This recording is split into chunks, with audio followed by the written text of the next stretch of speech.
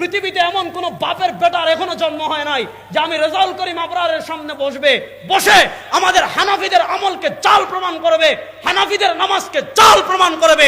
পৃথিবীতে এমন কোন বাপের বেটার জন্ম হয় নাই। আপনাদের নরসিংদীতে কেউ যদি আমাদের নামাজ নিয়ে ফিতনা সৃষ্টি করে আর আপনাদের সাধারণ মানুষকে বিভ্রান্ত করে যে তোমাদের নামাজ হচ্ছে না, এটা হচ্ছে না, তারা আটকাবেন। আটকাইয়া বলবেন তোর কোন আলিম আছে আন। জাহিল না যে আরবি পড়তে পারে এরকম না। এখন তো তাদের ওইদিন ইয়েতে গেছি, কুমিল্লায় গেছি, তারা সিএনজি চালক বলে বাহাস করতে না যে আরবি পড়তে পারে, কোরআন পড়তে পারে, হাদিস পড়তে পারবে। তাদের 5 জন আসবেন, আমরা 4 জন আনবো। যদি আমাদেরটা ভুল হয় আমরা ভুল স্বীকার করব, তাদেরটা যদি ভুল হয় ভুল স্বীকার না করুক আর না করুক, সাধারণ মানুষের ভিতর বিভ্রান্তি সৃষ্টি করবে না। এবার আমি নরসিংদীর মুসলমান আপনাদের কাছে জানতে চাই, যারা সাহাবায়ে কেরাম থেকে বেশি সহিহ হাদিস বুঝে এরা আহলে হাদিস না শয়তান? জোরে বলেন, এরা আহলে হাদিস না শয়তান? তারা আমাদের সাধারণ মানুষ যারা আছে, আমাদের সাধারণ পাবলিক যারা আছে, তাদেরকে খুব সুন্দর করে একটা কথা বলে। কি কথা? যে আমাদের তো কোরআন আছে, আমাদের তো হাদিস আছে। কোরআন হাদিস বাদ দিয়ে ইমাম আজম আবু হানিফাকে মানতে হবে কেন? কোরআন হাদিস বাদ দিয়ে ইমাম শাফিকে মানতে হবে কেন? কোরআন হাদিস বাদ দিয়ে ইমাম মালিককে মানতে হবে কেন?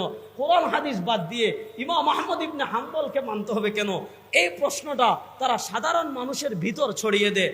আজকে আমি খুব সহজ করে, একদম সহজ করে, মাযহাব কি, তাকলিদের প্রয়োজনীয়তা, কেন আমরা ইমাম আজম আবু হানিফাকে মানি, খুব সহজ করে আপনাদের সামনে ব্যাপারটা উপস্থাপন করে আমার বক্তব্য শেষ করব। দেখেন, আজকে আমি আমাদের কিতাব কম দেখাবো, তাদের কিতাব থেকে আমি বিষয়টা বোঝানোর চেষ্টা করব।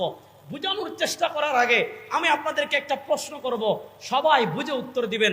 প্রশ্নটা হলো, আমরা যারা এখানে আছি, এই যে এত হাজার মুসলমান আমরা এখানে, বলেন আমাদের জন্মগ্রহণ করার পর থেকে নিয়ে আমাদের মৃত্যুবরণ করার আগ পর্যন্ত আমাদের ব্যক্তিগত জীবন বলেন, আমাদের পারিবারিক জীবন বলেন, আমাদের সামাজিক জীবন বলেন, আমাদের রাষ্ট্রীয় জীবন বলেন, আমাদের রাজনৈতিক জীবন বলেন, আমাদের অর্থনৈতিক জীবন বলেন, এক কথায় আমাদের টোটাল জীবনের সকল সমস্যার সমাধান ইসলামে আছে না নাই? মুখ খুলে বলেন।